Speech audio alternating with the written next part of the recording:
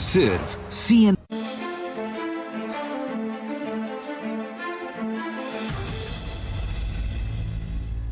नमस्कार, commodity roundup में आपका स्वागत है। मैं हूं मनीषा गुप्ता और बात यहां पर करेंगे खाने के तेलों की, जहां पर हमने टैरिफ तो बढ़ता हुआ देखा है, लेकिन अभी भी ड्यूटी यहां पर बढ़ी नहीं है। क्या हो सकते हैं इसके मायने, क्या और डिलेड है?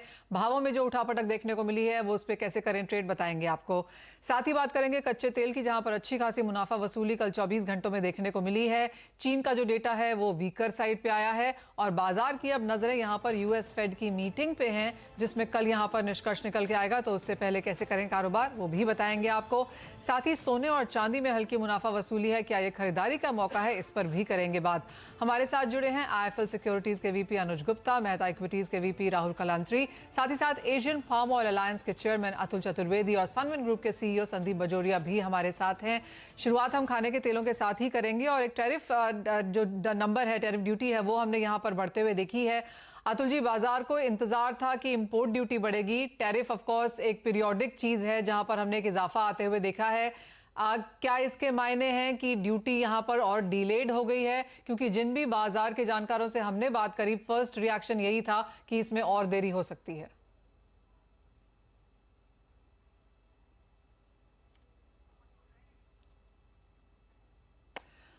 अतुल जी से यहाँ पर संपर्क नहीं जुड़ पा रहा है। संदीप जी, आपसे जानना चाहेंगे कैसे देखते हैं आप इसको, क्योंकि बाजार को ये लग रहा था कि हम यहाँ पर एक इंपोर्ट ड्यूटी में इजाफा आता हुआ देखेंगे, क्योंकि बहुत ज्यादा मुनाफा वसूली गिरावट हमने खाने के तेलों में ऑलरेडी बनते हुए देखी है। जो आपकी स्क्रीन पे टेबल है वो ये बताता है कि पहले क्या थी टैरिफ ड्यूटी और अब यहाँ पर क्या है, जो ऑफकोर्स यहाँ पर बढ़ा दी गई है। चाहे वो RBD पाम ऑयल है, पामोलीन है, कच्चा क्रूड सोया तेल है, सभी में हमने यहाँ पर टैरिफ बढ़ते हुए देखे हैं। अतुल जी, आपका क्या रिएक्शन है? टैरिफ बढ़ना एक पीरियोडिकल चीज है, लेकिन इंपोर्ट ड्यूटी बाजार को लगता है थोड़ी सी और अब डिले होती हुई नजर आएगी। ये तो बड़े नॉर्मल प्रोसेस है और ये रिफ्लेक्ट कर रहा है जो पाम के प्राइसेस बढ़ गए हैं पिछले 15 दिनों में। तो इफेक्टिवली मैं देख रहा था ऑन रफ बेसिस, CPO में करीबन 450 से 430 रुपए के आसपास का इफेक्ट आएगा। पामोलिन पे भी रफली वही रेंज और सोयाबीन में करीबन 350 रुपए पर टन की रेंज में इसमें इजाफा होगा। पर अब जो चूंकि बाजार इतने गर्म हो चुके हैं, मेरा ये मानना है और मेरी ये समझ है कि अभी ड्यूटी बढ़ाने की बातें करना भी बेमानी होगी। और with India being in election mode, Gujarat में भी इलेक्शन है और फिर हिमाचल में भी इलेक्शन है, और जो सोयाबीन की आवकें हैं वो भी प्राइसेस स्टेबल हो गए हैं, मच हायर देन MSP। तो मैं समझता हूँ गवर्नमेंट को अभी कोई मजबूरी नहीं है कि इंपोर्ट ड्यूटी को बढ़ाए। और वैसे भी इन्फ्लेशन की मार पूरे दुनिया को पड़ रही है, हिंदुस्तान उससे अछूता नहीं है। मेरे को नहीं लगता अभी कोई ड्यूटी की बात होने वाली है। संदीप बजोरिया भी हमारे साथ मौजूद है। संदीप जी, आपके कमेंट्स क्या हैं? आपने सुना अतुल जी को भी, जो ये इंपोर्ट टैरिफ्स बढ़ाए गए हैं 6 से 11%, इसके बाद अब आशंका यही है कि ड्यूटी शायद अब और डिलेड होगी। आप कैसे देखते हैं पूरी सिचुएशन को, क्या कमेंट्स हैं? देखिए, टैरिफ बढ़ना तो हर 15 दिन का एक रूटीन एक्सरसाइज है, वो हिसाब से बढ़ा है, इसकी कोई सिग्निफिकेंट खास उसके बियॉन्ड नहीं है। जहाँ तक ड्यूटी का सवाल है, वो अतुल जी ने कहा, वो बात से मैं सहमत हूँ। जो लो गया था वो लो से 15 से 20% प्राइसेस रिकवर हो गई है। तो अब और सोयाबीन में भी तो किसान का जो 4,300 रुपये सपोर्ट प्राइस है, वो बीच में एक बार दाम 4700 आया था, लेकिन अब वापस 5500-5600 का दाम हो गया सोयाबीन फीड का। तो वो भी सपोर्ट प्राइस से 25% ऊपर मिल रहा है। तो अब ड्यूटी बढ़ाने की बात का कोई खास तुक नहीं रहा है। और मेरे ख्याल से इस गिवन सिचुएशन में गवर्नमेंट खुद ही डेफिनेटली अभी ड्यूटी बढ़ाने की बात को पोस्टपोन कर सकती है। वो अभी जरूरी गवर्नमेंट के लिए ये है कि स्टॉक कंट्रोल को रिलैक्स करें, सो दैट ये सोयाबीन फीड खरीदने में लोग अपना हाथ पूरा लगा पाए, किसान का माल पूरी तरह से खरीद पाए। और तीसरी बात यह है कि फ्यूचर्स एक्सचेंज जो है उसमें क्रूड पाम ऑयल का और सोयाबीन रिफाइन का फ्यूचर्स जो है वो इमीडिएट बेसिस पे शुरू किया जाए। तो प्राइस रिस्क मैनेजमेंट करना भी बहुत जरूरी हो गया है। इतनी ज्यादा वॉलेटिलिटी हो गई है मार्केट में, इतने सारे मैक्रो फैक्टर, जियो political factor, Russia Ukraine factor इसमें प्ले कर रहे हैं। तो ऐसे में हमारे लोगों को हम खुद ही एक प्राइस रिस्क मैनेजमेंट का टूल नहीं देंगे तो वो हम उनके साथ बेइंसाफी कर रहे हैं। तो अभी ये फ्यूचर शुरू करना बहुत जरूरी हो गया और स्टॉक कंट्रोल को रिलैक्स करना जरूरी हो गया। ड्यूटी की बात अभी 2-3 महीना पोस्टपोन कर देनी चाहिए। बाद में यदि वापस मार्केट कहीं नीचे जाता है और माहौल वापस ऐसा होता है किसानों को सपोर्ट प्राइस के आसपास से सीट दिख रहा है तो ड्यूटी की बात सोची जा सकती है। और Absolutely. अभी कुछ दिनों के लिए गवर्नमेंट को ये 2 कदम जल्दी उठाना जरूरी है, स्टॉक कंट्रोल को रिलैक्स करे और फ्यूचर एक्शन को शुरू करे। अतुल जी, क्लियरली जो किसानों का मुद्दा है वो यहाँ पर काफी समय से जारी है और इसीलिए हम इंपोर्ट ड्यूटी बढ़ाने की बात भी कर रहे थे कि किसानों को किस तरह से यहाँ पर सपोर्ट मिले। लेकिन अब क्योंकि लोज से 15% का इजाफा हम काफी हद तक खाने के तेलों में यहाँ पर बनता हुआ देख चुके हैं, आप कहेंगे कुछ सपोर्ट यहाँ पर अब किसानों को आता हुआ नजर आ रहा है और आने वाले 2-3 महीनों में इस साल के अंत तक अब क्या रेंज बनती हुई दिखेगी खाने के तेलों के लिए? कि रशिया और यूक्रेन की जो लड़ाई है ना, ये बाजारों को नीचे जाने से रोकती रहेगी। सनफ्लावर ऑयल जो यूक्रेन से रफली 2.5 से 3 लाख टन वर्ल्ड मार्केट्स को जाता था और हिंदुस्तान में रफली अबाउट 85,000 टन आता था, उसमें आने में अब थोड़ी बहुत तकलीफें चालू हो जाएंगी। तो डेफिनेट ये है कि जो सनफ्लावर ऑयल नहीं मिलेगा या उसमें तकलीफें आएंगी सप्लाई चेन में, तो उसका खामियाजा तो भुगतना पड़ेगा सोया को। अब देखिए, सोया भी इसीलिए 2 दिन में काफी तेज हो गया है जी। जो सनफ्लावर छोड़ेगा तो उसको सोयाबीन लेना पड़ेगा, तो सोयाबीन भागेगा। सोयाबीन अगर भागेगा तो पाम भी नीचा नहीं रह सकते, क्योंकि आज $500 के आसपास का डिफरेंशियल हो गया बिटवीन पाम एंड सोया। तो मैं समझता हूँ जब पूरा कॉम्प्लेक्स जो है ना, ये जब तक ये रशिया यूक्रेन की लड़ाई में कोई ना कोई नतीजा नहीं निकलता है, ये डिस्टर्ब करता रहेगा और जो भी इंपोर्टिंग कंट्रीज हैं उनको तकलीफ तो झेलनी पड़ेगी और वो ये लड़ाई चैन से जीने नहीं देगी उन लोगों को, और इंडिया भी उसमें इंक्लूडेड है सनफ्लावर के कंटेक्स्ट में। एब्सोल्युटली। मेरे को नहीं लगता बाजार कोई बहुत ज्यादा दबेगा। ओके, तो वो किसानों के हिसाब से अच्छी खबर है और शायद कंज्यूमर्स को भी बहुत फर्क नहीं पड़ेगा, क्योंकि हमने भी अच्छी खासी स्तरों से ऊपरी स्तरों से मुनाफा वसूली यहाँ पर आते हुए देखी है। अतुल जी, एक और चीज जो इमीडिएट इनिशियल डेटाज यहाँ पर आ रहे हैं दिवाली की डिमांड को लेके, उसका यही कहना है कि एफएमसीजी की मांग यहाँ पर अच्छी खासी बढ़ती हुई नजर आई है। सितंबर के महीने से कंपेयर करें तो भी अक्टूबर में अच्छी मांग थी, पिछले साल के अक्टूबर या दिवाली महीने से कंपेयर करें तो भी इस साल की मांग यहाँ पर काफी अच्छी निकल के आई है। खाने के तेलों का किस तरह का डिमांड रहा अक्टूबर के महीने के लिहाज से, और अब नवंबर दिसंबर में अवेलेबिलिटी और मांग को लेकर क्या बातचीत है? देखिए, मैं 2 कमोडिटीज बहुत क्लोजली ट्रैक करता हूँ, एक तो शुगर है, दूसरा एडिबल ऑयल। शुगर में भी डिमांड वाज वेरी स्ट्रॉन्ग अक्टूबर में। मैं समझता हूँ कि हिंदुस्तान के कंज्यूमर को 2-3 साल बाद दिवाली पहली मर्तबा सही तरीके से मनाने का मौका मिला है।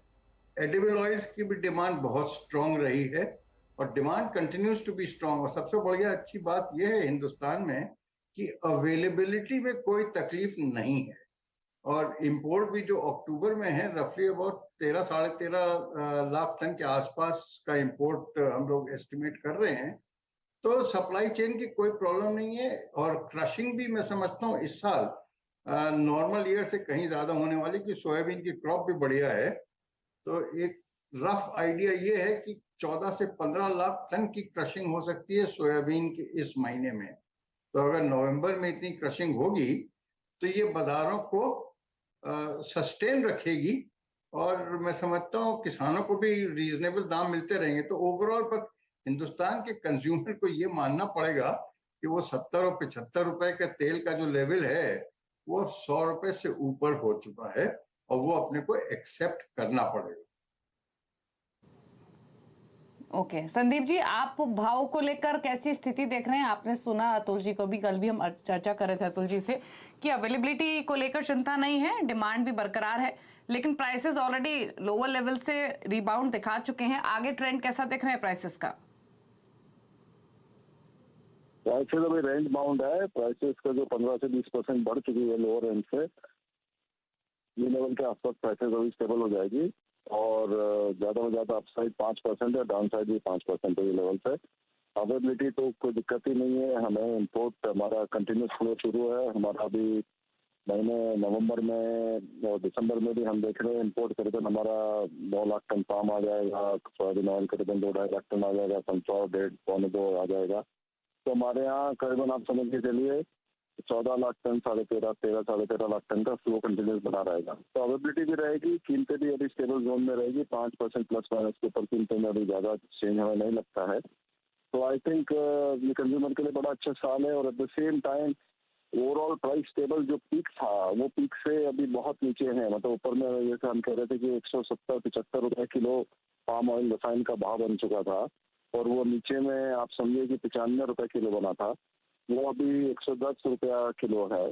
तो 110 भी बहुत रीजनेबल है, जहाँ 175-80 हमने देख चुका था। ये इक्विलिब्रियम प्राइस है। इस प्राइस पे इंडिया के किसानों को भी सपोर्ट प्राइस से 25% ऊपर मिलेगा। इस प्राइस पे कंज्यूमर को भी तेल अच्छे दाम में मिलता रहेगा और क्वांटिटी पूरी मिलती रहेगी।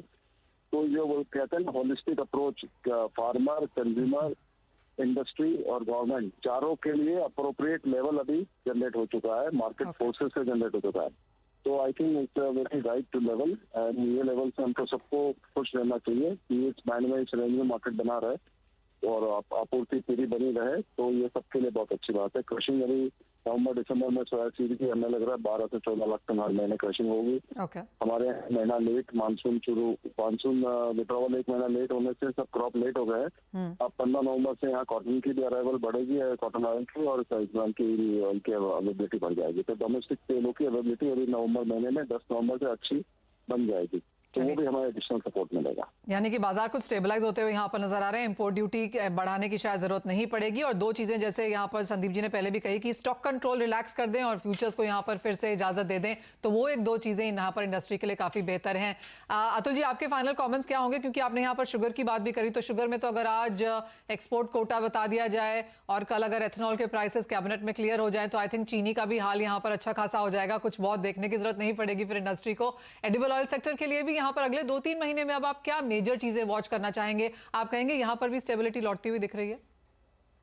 सबसे बड़ी चीज जो अपने को वॉच करनी पड़ेगी वो है यूक्रेन रशिया का लड़ाई, और ये जो ग्रेन कॉरिडोर के ऊपर झगड़ा हो रहा है वो।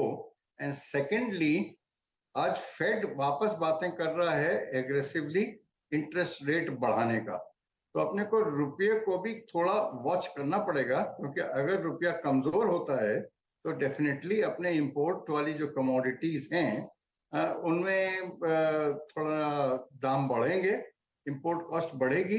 पर जहां तक एक्सपोर्ट की कमोडिटीज हैं, जैसे शुगर है, शुगर में मैं समझता हूँ इसका फायदा मिल सकता है, प्रोवाइडेड कि गवर्नमेंट अब जो डब्बे में बंद एक्सपोर्ट पॉलिसी है उसको एटलीस्ट अनाउंस करे, क्योंकि आज नवंबर का महीना हो गया है, जो नॉर्मली अक्टूबर से अनाउंसमेंट हो जाता था, इस बार बहुत ज्यादा लेट हो गया है वो। और सेकेंडली, ये जो एथेनॉल की आप बात कर रही थी ना, वो एथेनॉल का प्राइस भी बढ़ना बहुत जरूरी है, क्योंकि अभी इस साल जो 10% का जो टारगेट हुआ करता था वो कि जून और जुलाई में अचीव हो गया था, by the end of the year it has come down to about 9.7% blending ratio.